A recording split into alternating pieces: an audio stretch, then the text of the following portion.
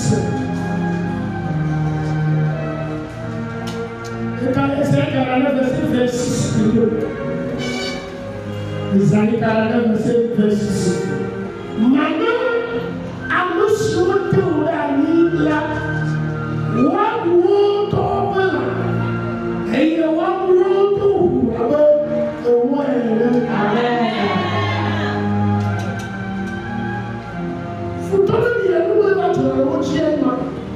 il y a certains ennemis, voici ce qui leur arrive. Il y a plusieurs types d'ennemis. Il y a certains ennemis, leur comportement vont te faire évoluer. Pour d'autres ennemis, cela va te donner la sagesse pour vivre.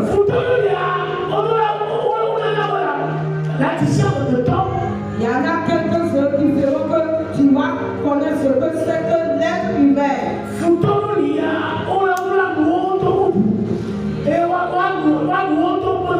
Mais il y a certains ennemis qui doivent manger leur propre chair et boire leur propre sang.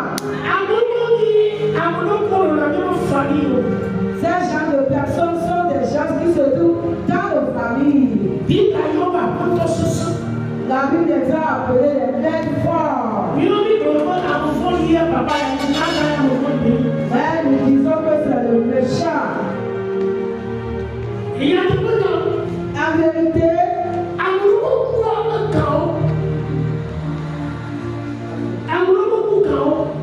la mort de certaines personnes les concerne. Parce que ce sont eux qui ont tué certains. Mais on n'arrive pas à les tuer. Mais Dieu agit de telle manière que eux-mêmes vont boire leur propre sang et manger leur propre chair.